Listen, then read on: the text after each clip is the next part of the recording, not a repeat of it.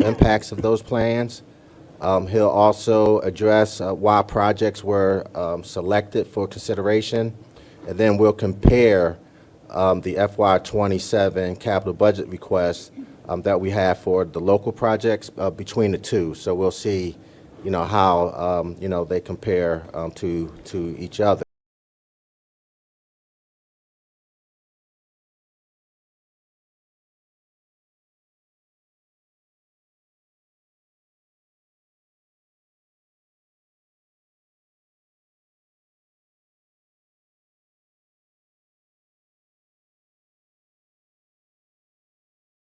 AC for being here with us tonight.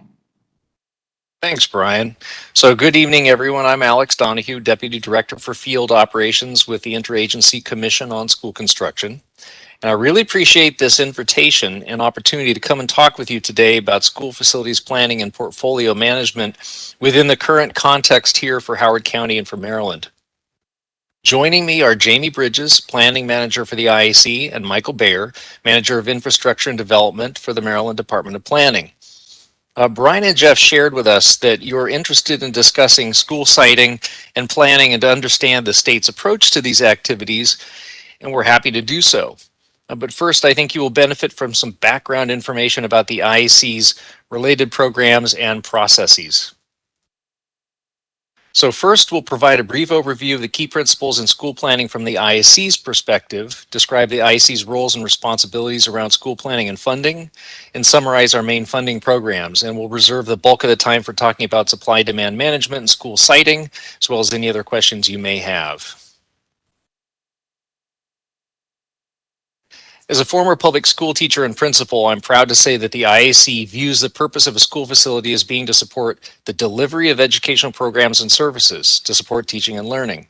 It's teaching and learning that matter, and these depend on having environments that are safe and healthy and that have the elements that support the delivery of specific programs that need to be delivered to that population of students.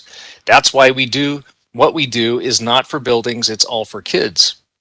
Unless society decides to do away with public K-12 education, which I don't see happening, or chooses to deliver all education through distance learning, which I don't see likely, we'll need public school facilities that are educationally sufficient and in good condition. School facilities are not set and forget assets. They require ongoing management across the facility's lifespan. There are four main phases in the facility's cycle of life: planning, design, construction, and operations and maintenance. The design construction phases may be most visible to the public, but they take up only a short period of time in the cycle of life, usually 3 to 5 years. While planning, operations, and maintenance are essentially ongoing for the lifespan of the facility. The cycle is never ending, which is why we've depicted it here in a circular format, and facilities ownership is a perpetual responsibility of the public. This means that we must make facilities ownership affordable, not just in the present, but also into the future. The functional lifespan of a facility can be 50 years or greater with proper care.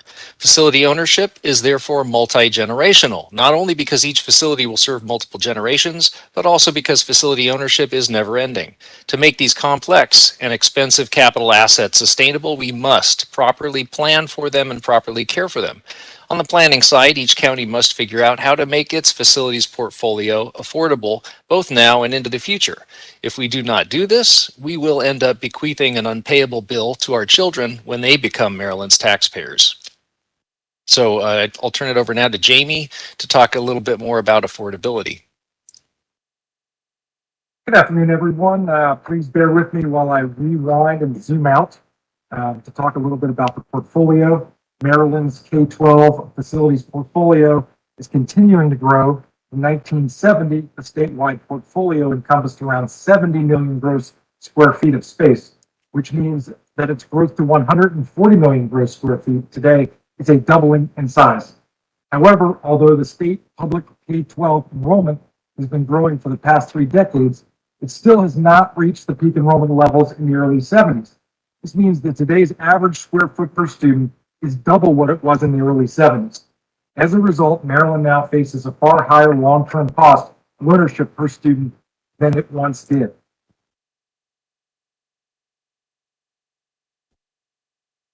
We all agree that every child in Maryland should be able to learn in a school facility that supports teaching and learning.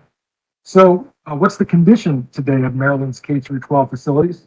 The IEC is almost finished conducting a thorough contractor led approach to collecting a statewide assessment of the condition of the educational facilities and sufficiency of every facility. Within a few weeks, we expect to have a detailed data on facility condition, but it's not quite there yet. In the absence of such data, the average age of a facility can serve as a very rough proxy for its condition. The average Maryland K-12 facility is now 30 years old. This means that the average facility in Maryland has already been about 3/5 used up and is entering the high cost phase of its lifespan, in which it becomes more and more costly to own, usually due to required repairs than newer facilities would be. As you can see by this chart, Howard County is fortunate enough as of 2019 to have the third youngest portfolio of facilities. Nevertheless, some of Howard County public school buildings are nearing or have reached the end of their useful lifespans, and many more will do so in the coming years. And you can see here that even Howard County's average age is rising. Balancing the demands of growth with the requirements of the existing portfolio is going to be a challenge for Howard County and for all the LEAs across the state. And we are very pleased that Howard County is convening this advisory group and holding these discussions as part of an integrated and coordinated planning approach for the part of the county school system. So we are approaching this large portfolio from a total cost of ownership, the total cost of each facility. Managing assets requires knowing and understanding all the costs. The IEC uses a 30-year renewal basis to calculate the total cost of ownership of the facility. And the TCO, as we call it, includes planning, which is just about 0.5% of the total cost of ownership. Design, which is just about 3%. And then what is often known as the first cost, construction, is 45%. And then finally, operations and maintenance over a 30-year life cycle of a building is about 50%, 51%, in fact. For our purposes here, we will leave the acquisition of facility sites out of the calculation. Operation and maintenance can easily make up more than half of the total cost of ownership over these 30 years, as you can see. That is a lot of money, but our students and our teachers are worth making the right decisions at each of the 4 stages, and perhaps especially at the planning stage. So why does total cost of ownership matter? Certainly at the project scale, we use total cost of ownership to guide project design to make sure that the project is the right size to meet the needs of the student population. And it also helps us understand what is next, what is coming on the horizon once the building is open, what we need to maintain and operate that building. But at the portfolio scale, when we zoom back out, we realize that each one of our projects is an opportunity to either increase the affordability of our portfolio or decrease. And so for each one of our projects, the stakes is pretty high. And this portfolio management approach using the total cost of ownership, the total cost of ownership calculator and the tool really helps us communicate what the need is. Because certainly $40 million for an average school may be a lot, but when the actual cost over 30 years is over 80, that's even more. The IEC's FY 2023 cost of construction is $420 per gross square foot, including site development, and is based upon projections from actual costs of recent projects in Maryland. For a middle school of 120,000 gross square foot for 888 students, that equates to about $56 million to build, including soft cost, and then $2 million per year over the following 30 years, or another $60 million for operation, maintenance, and capital maintenance. For Howard County Public Schools, total portfolio of more than 8 million gross square foot, which has a current replacement value of about $3.5 billion. The 2% annual figure equates to about $71 million for each of the 3 components, or about $213 million needed per year in operations and capital funding. Now, I'd like to hand it back to Alex to talk a little bit more about IC's roles and our funding programs.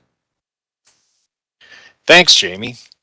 This means that we must all work together to use data to identify and plan for and take the steps needed to achieve this kind of learning environment for every child.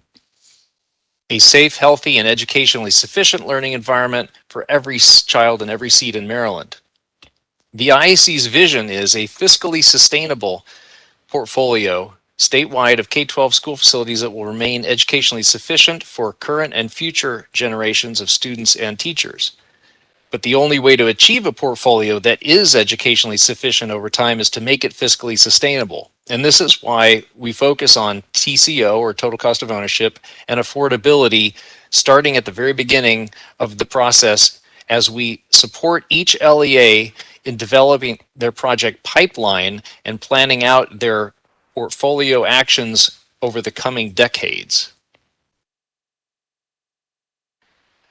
In terms of the IAC's roles and functions, for many years, the IAC was primarily a grant management agency and did approvals of sites, plans, and designs, but primarily allocated the state's capital dollars through the public school construction program and a few related grants. In 2018, the legislature expanded our charge to focus heavily on technical assistance in support of effective facilities management. We need to use data-driven, needs-based approaches to meet this mission.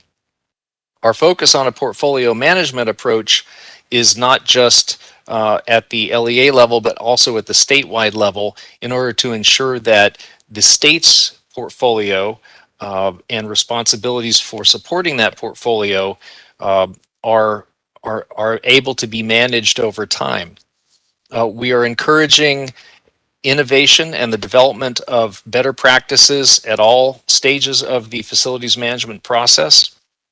And the IAC is actively working to collect, evaluate, and propagate the best practices seen across the state and nationally as well through our membership in the National Council on School Facilities. And the IAC has been adding positions over the last year on staff to better assist all the LEAs of the state. In our toolbox, we have added analyses and planning to support supply-demand management, and specifically around evaluating enrollment projections. We're looking to add additional capacity around GIS tools for this purpose and others. We've developed a facilities planning guide that is available on our website.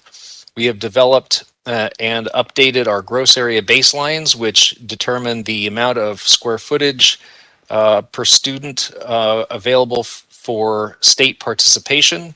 We have a total cost of ownership comparison tool and are working on a second tool for use in planning facilities.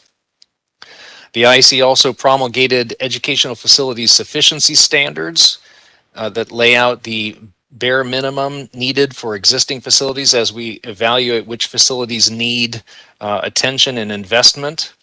And we have engaged, as Jamie mentioned earlier, a contractor to evaluate and assess every public K-12 school facility in the state for condition and educational sufficiency. And next week, they will complete the last assessment of all 1,408 facilities currently active or being used as swing space across Maryland, and we will have condition data in the next few months ready to share with all of the LEAs.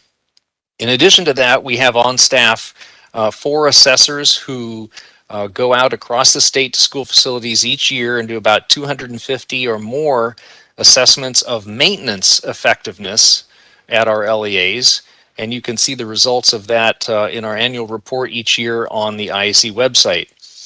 And if we get the budget and staffing, eventually we will be also developing a life cycle cost estimator and a life cycle cost analysis library that will collect costs on building systems so that every LEA can compare options as it selects systems during the design planning and design phases for facilities to be renovated or constructed in the future.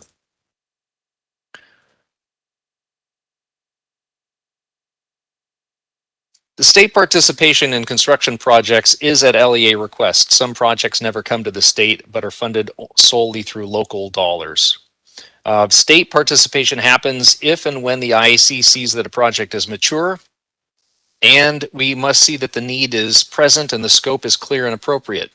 The IAC's analysis of enrollment projections for not just the school in question, but the adjacent schools help us take into account and see a better picture of the demand in that area of the school at a cluster region and, of course, even at an LEA level.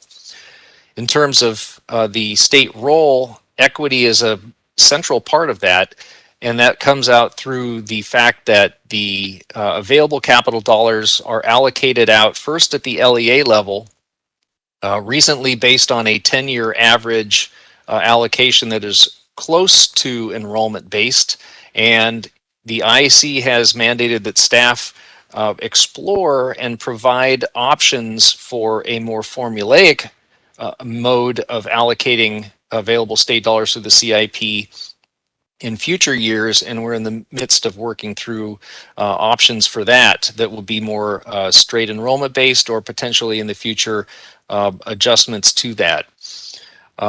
Also, the IC looks at the justifiable demand in the context through the enrollment analysis for the school in question and its surrounding schools.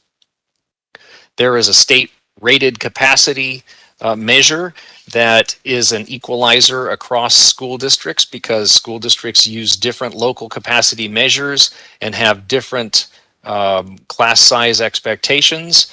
And so in order to ensure that school districts are treated equally, we use a state rated capacity, and we look at the utilization for the school in question as well as the surrounding adjacent schools. And finally, there are the gross area baselines, which have a standard basis of square footage per student, so that each project is funded on a comparable basis across LEAs. Eligible costs. In the past, the state did not, well, actually early on in the 1970s, the state essentially participated or provided funding for almost all of the costs of the school facilities. And over the years, the eligible costs were pared back, and design costs were eliminated, and furnitures, fixtures, and equipment costs were eliminated. This year, House Bill 1, or Built to Learn Act, added back planning, design, and furniture, fixtures, and equipment costs with a median useful lifespan of at least 15 years. Those are now state fundable within the total project allocation amounts as determined on the project by project basis. And again, I know that we're throwing a lot of kind of process details here at you.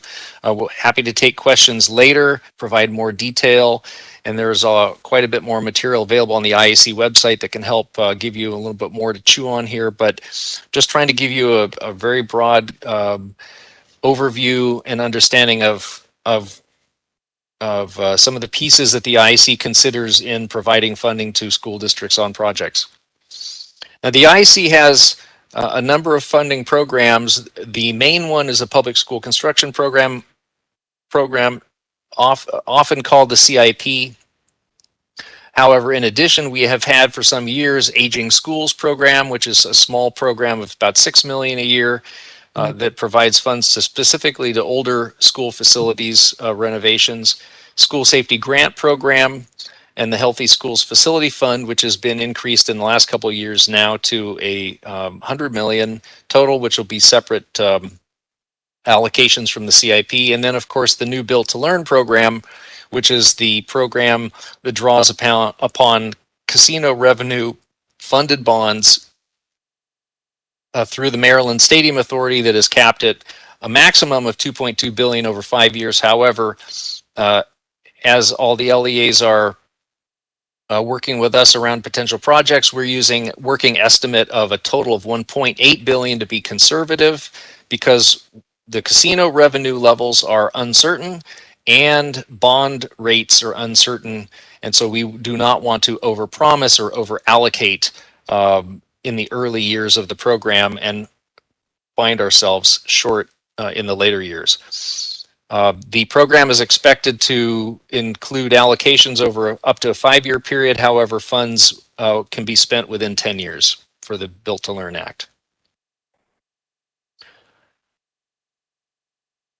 The bond sales are being conducted by MSA. The first one is expected to happen this fall.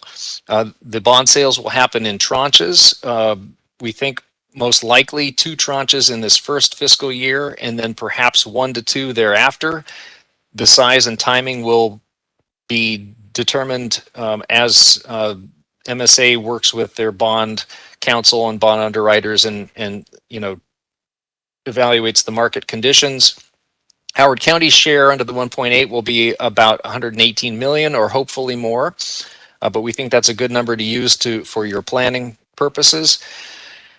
The structure of the program is through a program MOU between the IAC and the Maryland Stadium Authority. And then built on top of that program MOU will be an MOU between MSA, the school district, and the county for each individual project. The process is essentially that LEAs identify their projects and make requests. The projects need to have a local match in hand or close at hand. They need to be shovel ready, or if the funding is to design first, it will be design ready. IAC approves the projects, the project scopes, and the allocations.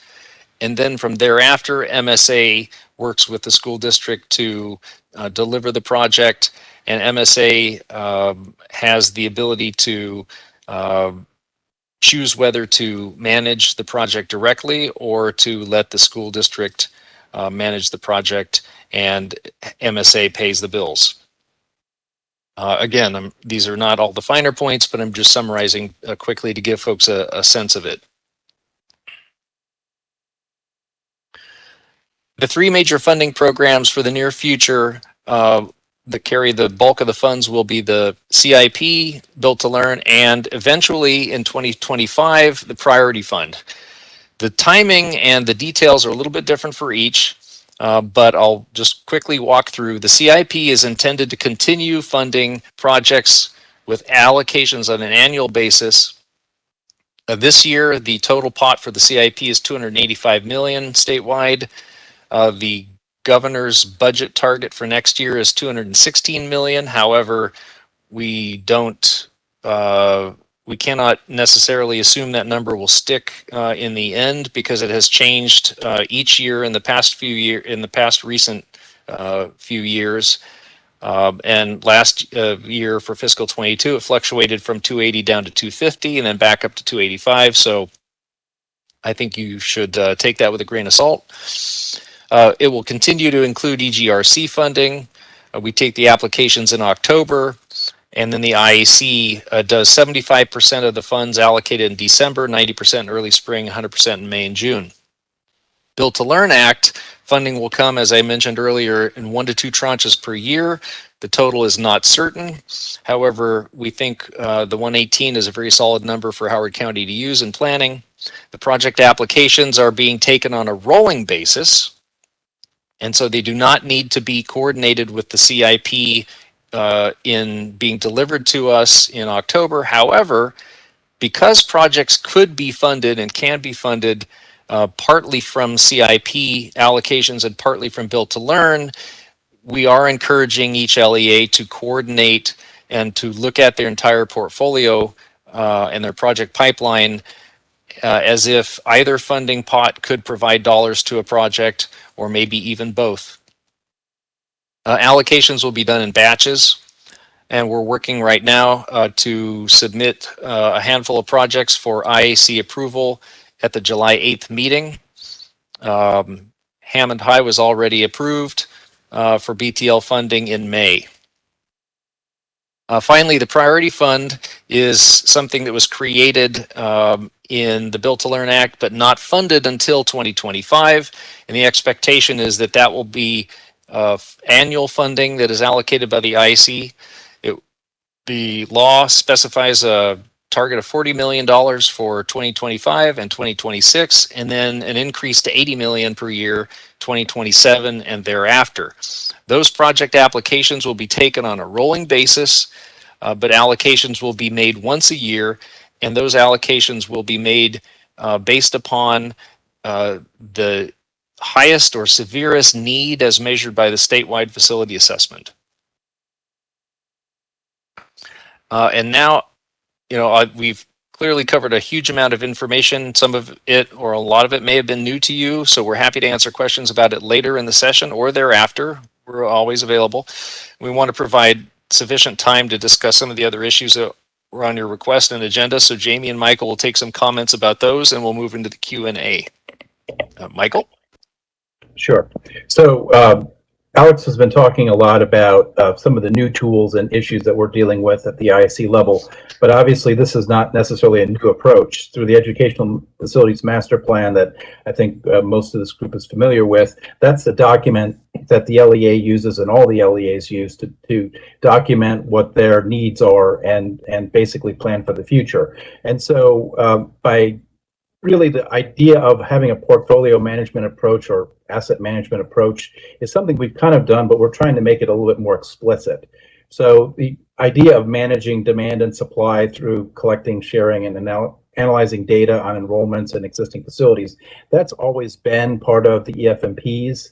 But what we're talking about today are building out kind of new tools and new capacities to do a little bit more detailed analysis collaboratively earlier in the process and make it more of an iterative way. And so a lot of what we're doing here is really new relative to what we've done before, or it's adding on to what we've done before so that we can dig down and be able to efficiently allocate the resources relative to the need, knowing that we just don't have enough resources relative to that need. And the only way to be able to get these good facilities is to be able to work together. So when we talk about continuously planning, that's what we're going to be seeing more and more of as we kind of roll this out, and heightening our coordination through communication. And so actually having a conversation with a group like this is something that we've talked about doing. And I think we're glad to have this opportunity. And I'm glad to both be presenting to this group today as part of the IC, but also participating in it. So I think something like this is what we need to do more of. And really also looking at best practices, including engaging the community and understanding that, sometimes decision making can be politicized, but we try to look at it really from the technical aspect. So to the extent that we have good information that we can share with stakeholder communities, we want to be able to engage with them in the process and help.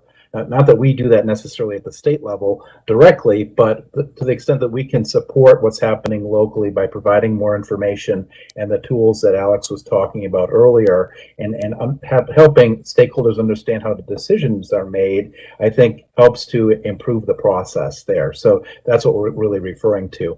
And so as I see this, and as I've had some conversations with staff in addition to participating, I think a lot of the challenge here is to kind of update the existing tools based on where we are right now and where the program is going. And so the APFO in Howard County, as well as really every other jurisdiction in Maryland, may need to be adjusted based on what we're trying to do. But keep in mind that the reason we have adequate public facilities ordinances in the first place is because of some of the inefficiencies in our processes. So what we're really hoping for is by making our process more efficient, that really the need for growth management through an APFO will be less and less necessary. So that may be good news if we can make this work by kind of taking the tools back in the shop and making sure that they're fitting what we need to right now. So that's all I have to say on this, unless Jamie wanted to add anything else here. Yeah, I guess I'll just add that, we're asking to work, on a 5 to 7 year planning horizon with enrollments, but we're considering a 30-year life cycle for a building. And so we know it's hard. Howard County is has a pretty solid history of knowing how to do good planning.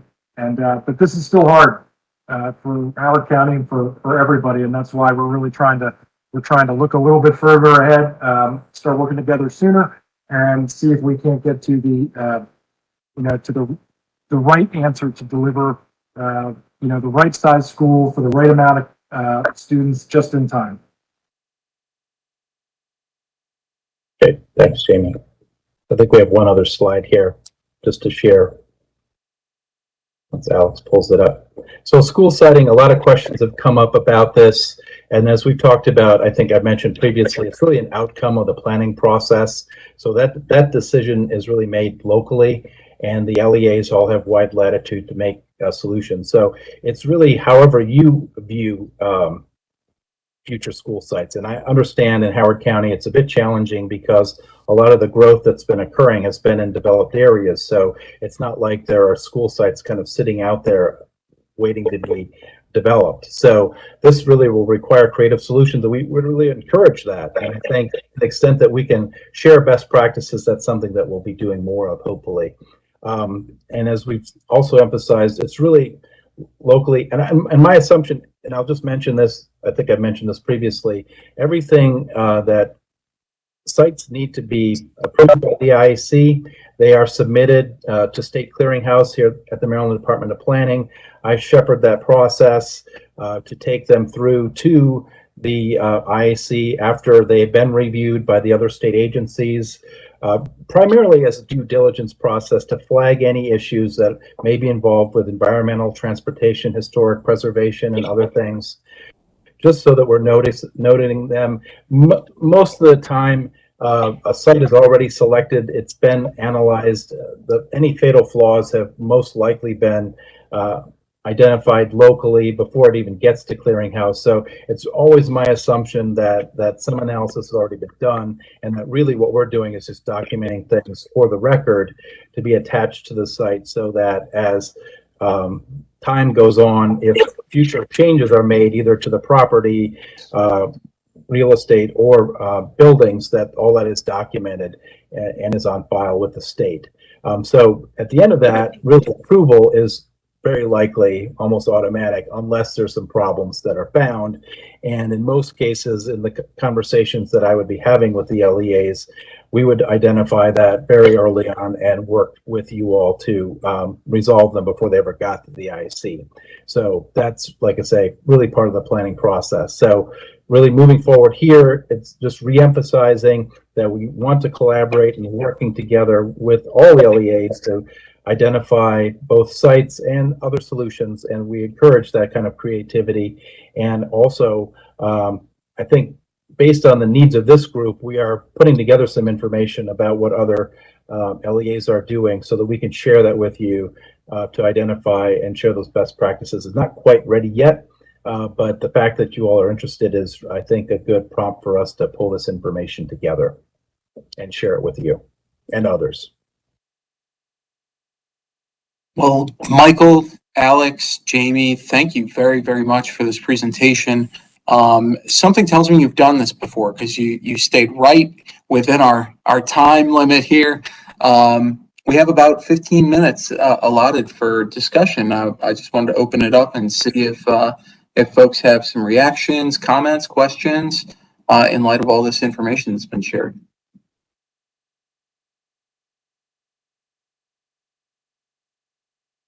Wow. So thorough. You've Okay. answered every question. You've answered all of them. Actually, Go ahead. actually, I was gonna jump in. I just didn't want to jump first. Go ahead, But James. I might be the only one. I just was curious. One, thank you. This was really beneficial to get the perspective directly from so many staff members. Usually it's kind of filtered, and to hear it directly was really helpful. So I wanted to take advantage of the chance to ask a couple questions, especially for Howard County in particular. And looking at, something that was mentioned in some of the criteria, and it's come up for us before, but differences between what we've identified as utilization and capacity numbers and how that differs from what the state has identified in terms of capacity and utilization. And just wondering how that truly impacts some of our projects as we look to put forward, um, new construction plans. Um, are we in alignment? Like, or are we hindered by some of the differences that we have um, in those numbers? But then also in terms of our capacity as a system at certain grade levels, and then our capacity at a more localized level. We saw it in redistricting for us last time where we made incremental improvements in certain areas. We saw the deficiency across the county, but we also, some schools have open seats.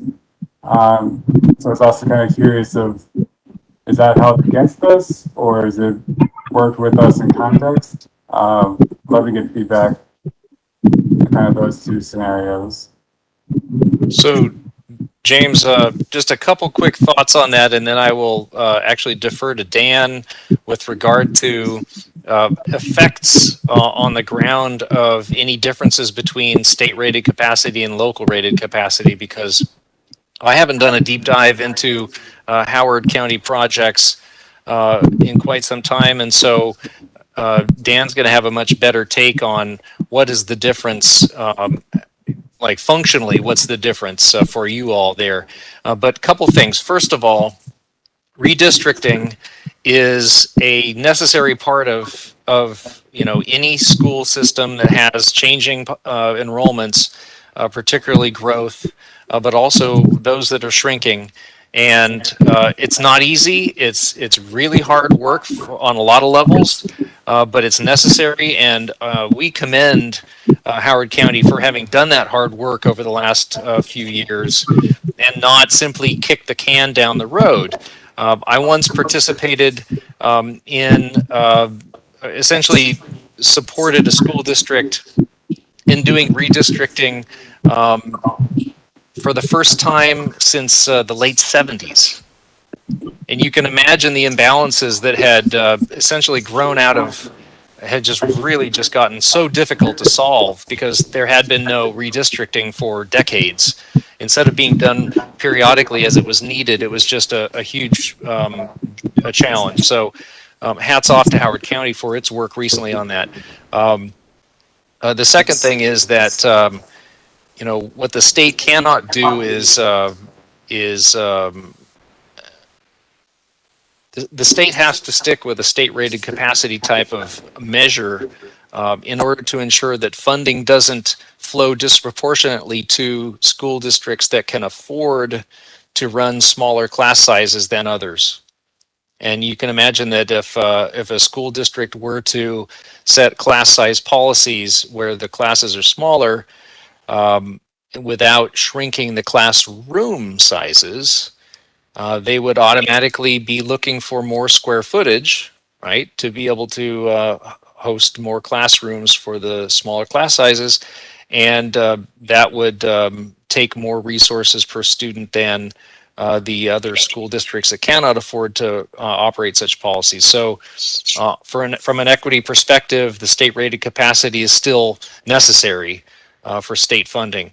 Now, that doesn't mean that local jurisdictions cannot choose to implement policies for smaller class sizes, and obviously that may be a very important part of their strategies on the educational or instructional side and equity management side, but it's not something that the state has a central part in. So Dan, in terms of SRC versus LRC, do you want to make any comments there? Thank you, James, for the question.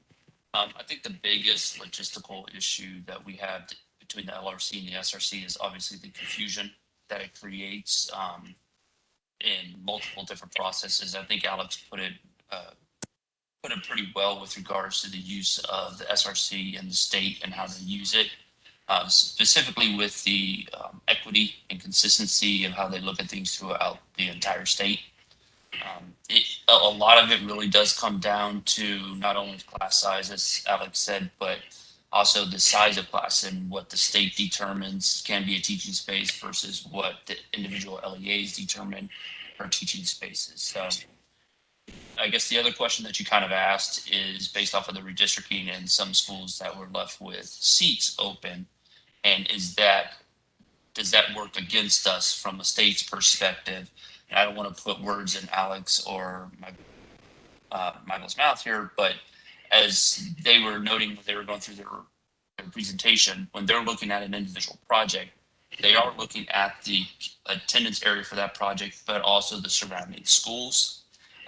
That does not necessarily mean if we're in the southeast, they're looking out in the northwest, something like that, because there's realities that come into play with regards to efficiency busing and things like that. But they do take a look at the surrounding schools when they are determining the eligibility project. Right. And I will just say, informally that we're quite aware of the process that must happen to make redistricting work. The fact that it takes time, and we don't expect instantaneous adjustments to balance out utilization across a county, and so we don't expect perfection by any means.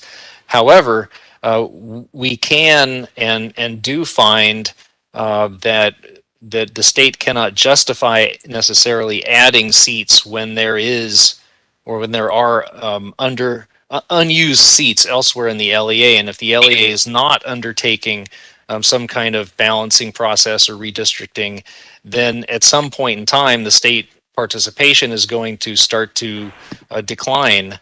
We will effectively have to, for equity reasons across the state, stop funding additional seats that cause a utilization rate overall to go further down. So I think you can see the kind of the reality behind the state's position in terms of its mandates, but also we are working with each LEA to try to end up getting results that'll work for the students and communities.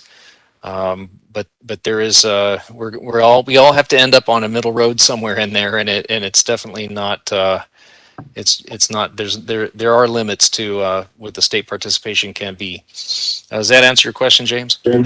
That does. That's very helpful. Thank you so much. Okay. And I know it's a tough balance, and just state level and local level. I just really wanted to separate your perspective out on that, so I really appreciate it. And thank you, Dan, as well. Brian, can I ask a question? Yes, Ellen, please go ahead. Speaking of the things that cause confusion, one of those is that we don't count all capacity. We don't count all students in a building as being enrolled as part of official capacity or as part of students that are included that, and that varies across states where, especially for early childhood education, for the pre-K programs where the threshold is essentially farm students who need that service as 4-year-olds. We don't count that. And in areas where there's a higher level of poverty, there might be a greater need for that in certain counties than in others. And it makes it difficult when you're talking about how a building's being used for regional special ed programs or for the 4-year-olds, which is essentially a regional program as well. But when it's not counted in the capacity for the building and it's not counted in the enrollment capacity for the school system, it makes it difficult for people to understand how you're actually using the building and what the impact will be and what happens when you have to relocate those programs. Is anything being looked at in terms of how do we accommodate that, where we move maybe from a half-day program to a full-day program, and we have programs that need to be delivered in particular area where there's a greater need rather than transporting kids farther distances? I'm just asking because it does make it very difficult for people to understand that a K through 5 or a K through 6 or whatever enrollment at a school is not necessarily all the students that have to use that building. So, Michael, I think you would probably give the best summary on that. Sure. No, this is something that we've been talking about over the last couple of years, because the idea really is that each building has a capacity that's really related to bricks and mortar. Mhm. And the principals and the staff and the LEA have their own latitude to program that space however they want to. But the state rated capacity is really based on the instructional spaces that are available and the sizes in some cases. And so, but we understand because we've heard over the last couple of years, the same issue came up a few times, and there's a couple other issues related to how SRCs are calculated as well, especially for middle schools. So we have, as part of building out more tools, looked at this and potentially looking at some kind of a utilization tool that would be able to be updated based on how the building is actually being used from year to year. Because we're also cognizant that in terms of the growth management tools like adequate public facilities ordinances, those are really tied to bricks and mortar. And so we don't really anticipate there being changes to SRCs unless there's actual physical change to buildings where we've added capacity through an addition or renovation, or whether we may have even reduced capacity through those same changes. So because if we're going to tie it to something in the community that might affect the development of a certain area of the county, we recognize that there are broader implications to making changes to the SRCs. So this is an issue we're looking at. It's becoming more common, and I think we need to address it while also keeping in mind where we started in here, which is the overall need to balance supply and demand and looking at the portfolio management process. So I would anticipate that we would be looking at this further and building out some tools and adjusting them. I think with all of the changes that have been going on at the state level, we've kind of deferred this issue a little bit to try to get the broader changes in place first, because there's only so much change we can process at any one time. And then once this is in place, and we have basically other better tools as well, we're looking to acquire a business management system, which would really be much more of a robust, let's call it an online filing cabinet for what's happening on with all of the school facilities in the state, so that as changes are made, we're able to recognize them more in real time and be able to manage them more in real time. So may have given you kind of a complex answer to that question, but it's something that we're aware of and are working on and will be working on further. Well, there is an easy answer, but there's a key issue for me in the fact that we're looking at increasing services for early childhood education. That's a clear focus for the blueprint. And yet we're not counting those children in the same ways. We're not allocating staffing in the same way. We're not looking at how the impact of that is on a building. And I think that's something we need to address, whether or not that impacts the possible capacity of a building, and then you talk about how you actually use it. I mean, in Howard County, we've done that where we had pre-K class space that we ended up taking back into a K through 5 in order to accommodate need in a particular area, and a regional program could be relocated. But when you're not counting it, when you don't have it in front of you as something to think about and consider and plan around in a way that the public can understand, it just starts to be, oh, you have another set of numbers. Oh, you just changed that. You didn't do that. So I think I think it's important that we look at that, especially as on the mental health side, on the, social emotional work, on the pre-K programs that we're going to be taking on. It's important that we look at a way of how we're going to manage that overall. So I appreciate that you're already doing that, but I just wanted to make sure I threw that out there. Those are all good points. And I think what we're trying to get to is create more data-driven decision-making, but also have a much more finer-grained understanding of what's going on, especially as it relates to data. So all this information, I think, is useful for us, and we'll be looking at it.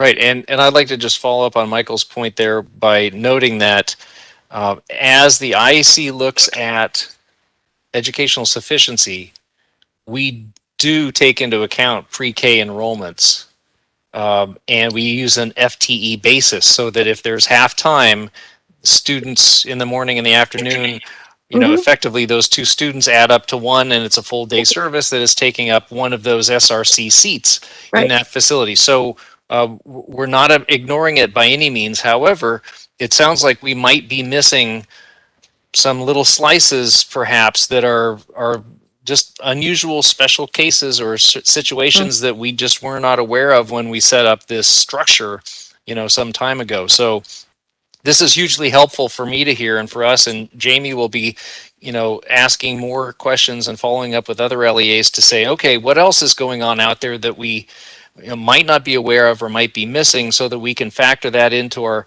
data collection, and then of course our analyses and formulas, and that will be properly taken into account when it comes time to decide, okay, is this facility sufficient for the current programming or not? And if so, what do we do about it? And again, just to want to make a couple of points real quick also about decision making around specific facilities. The state does not set mandates around space configuration, attributes, or usage levels. What we do is provide some guidelines, but there's a lot of flexibility there. And the State Department of Education's architects that consult with the school district's planners and designers will ask questions, throw out ideas, say, hey, have you considered this? Have you considered that? We see some potential issues here, but there really is a lot of latitude for school districts to explore new ways of doing things. And if that, as you pointed out, involves serving students in new ways through regional programs or through creative delivery, you know, methods or scheduling, then we do want to know about that so that we can make sure that our quantification processes take those into account. So thank you, and we'll keep close watch on that exact issue as we go forward. So I think we have time for one more question if there is one. Is there anyone else that has a question? Happy to take email questions. I didn't show the final slide with our email addresses before I closed the presentation. I will be circulating I'll circulate all the presentations that we get tonight to the Great. group, and we'll get them posted online So that's also. covered. Okay. Thank you, So, yeah, Brian. all that contact information will be there. Alex, Michael, Jamie, thank you so much again for your time. Really appreciate it. And we'll just start moving on to our next topic.